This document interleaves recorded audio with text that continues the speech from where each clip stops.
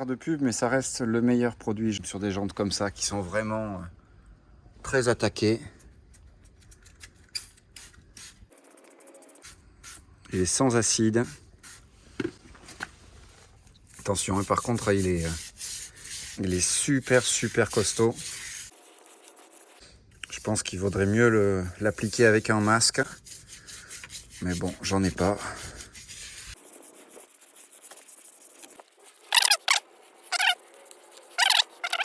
Voilà, faut voir déjà comment ça dissout. Et tout ça, bien sûr, sans Kärcher. Hein. Si t'as un Kärcher, que t'es pas un gros gitan comme moi, t'es le king. Hein. Oui, je chante une chanson. Regarde la jante. Elle est neuve.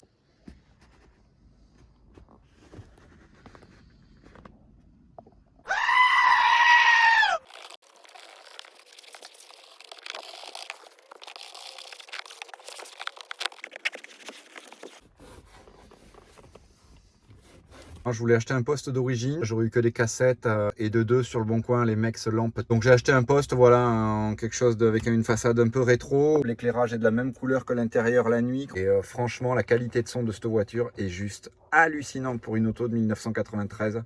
L'intérieur est quasiment fini, tout a été nettoyé. Donc voilà le petit poste qu'on vient de monter avec la télécommande bien années 90, ça c'est assez cool. Donc la voiture a les sièges chauffants, voilà, qui fonctionnent. C'est aussi la banquette chauffante à l'arrière, c'était vraiment un modèle toute option. Le toit ouvrant remarche, ça y est. Un autre problème de régler, l'intérieur commence à être propre. Il faudra reteinter les sièges pour pouvoir cacher ce genre d'usure. Mais ils sont quand même super bien revenus. Les sièges sont extrêmement confortables. Le truc qui est cool aussi, c'est la barre d'argile. Le chrome est un peu oxydé. Et on lave vraiment en profondeur avec ça. Ça vaut genre 2 balles.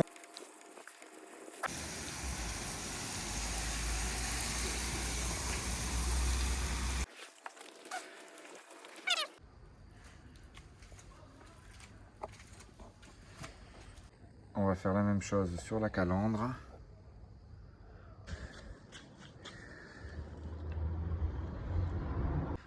Voilà, normalement c'est fait pour ça la barre d'argile, pour ce genre de contamination là.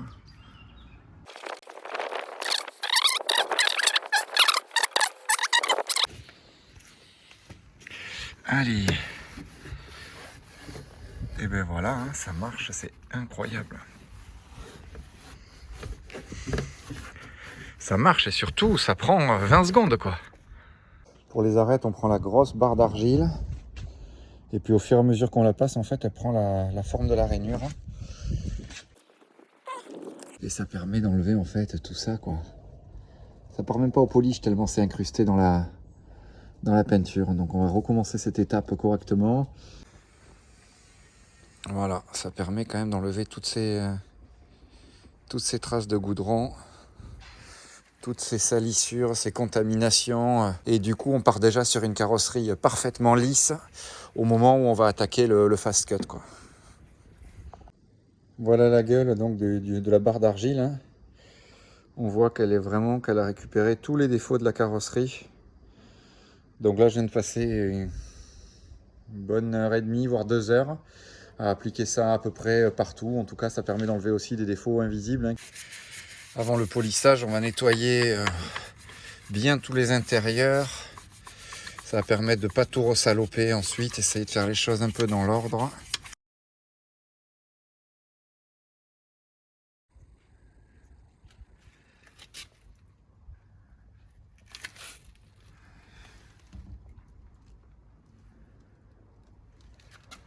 On va faire le petit avant-après. Hein.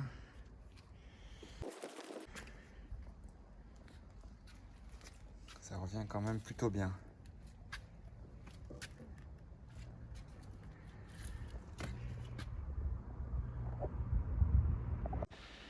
Le nettoyage branlette étant terminé, on va maintenant s'occuper des roues. Donc j'ai choisi des Kärcher CS pour ce projet, qui sont des répliques des Speedline qu'on trouve sur les Porsche 964 3,6 litres turbo, comme dans le film Bad Boys. Voilà. Pour ceux qui fument trop de joints et qui ne se souviennent pas à quoi elle ressemble, je vais vous mettre quelques photos de la 964 en question. Des 3 parties, 5 bâtons, assez emblématiques dans le milieu de la Porsche. On va essayer de les restaurer au mieux. Et puis j'aime assez l'idée d'avoir une voiture assez low cost avec des jantes qui valent plus cher que la voiture.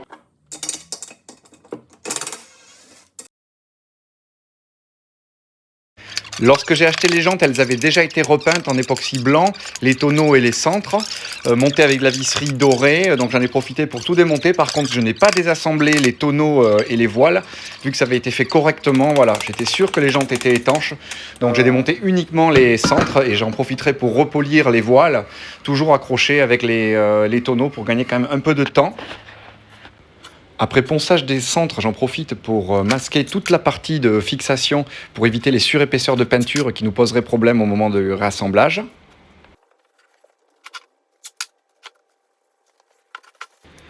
On démonte ensuite les écussons avant peinture des centres de roues neufs.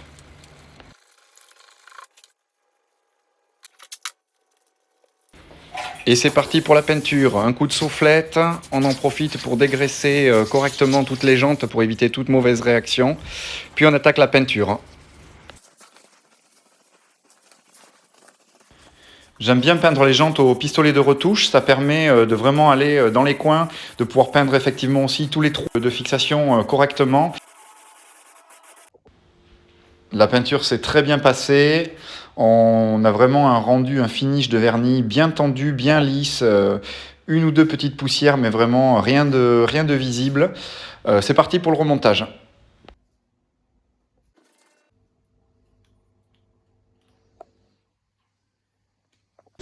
Les centres de roues fraîchement repeints retrouvent leur logo, puis j'attaque le polissage des voiles.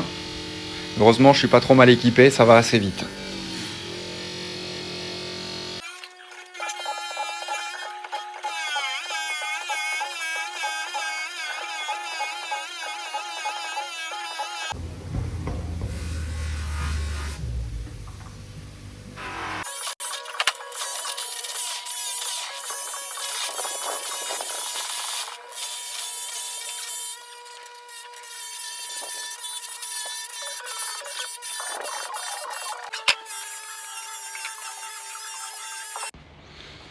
Bon, la visserie dorée, c'est juste impossible, hein, même si ça fait bien années 90, c'est quand même rédhibitoire sur ce type de roue.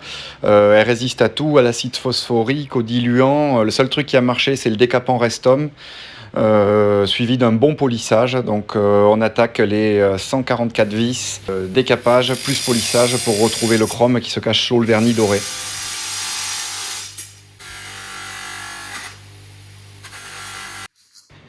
On commence par appliquer le décapant, puis ensuite je les mets dans le diluant, ensuite je les passe à la machine à polir.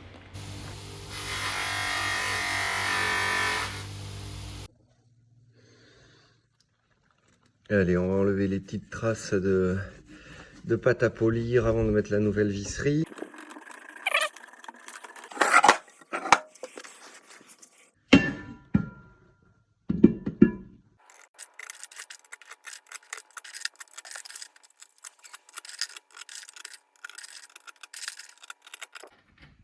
Bon, déjà j'en ai perdu aucune, mais j'en ai oublié une.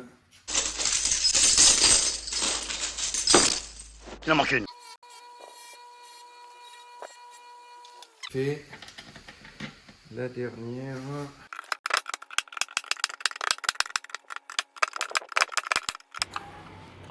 J'applique sur chaque vis un petit peu de l'octite bleu. Ensuite, je remets tous les écrous en contact et serrage final à la clé dynamométrique à 25 Nm.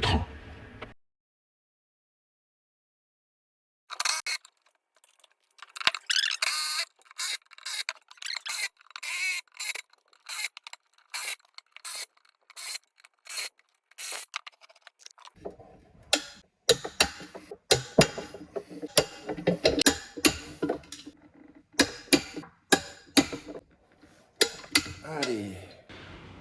Voilà, les jantes sont finies, je suis très content du résultat. Par contre, ça a été relativement long. Les jantes avant qui font 9,5 vont être montées avec des 215 40 18. Les arrières en revanche qui font 11,5 vont être montées avec des 225 40 18.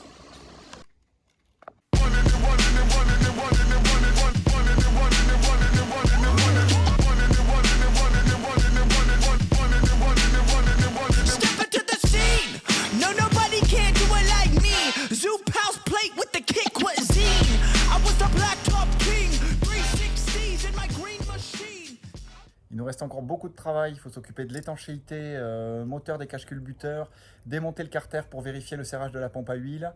Après ça, on fera tous les trains roulants, les modifications, le fraisage des jambes de force pour monter des suspensions de série 5 de E39.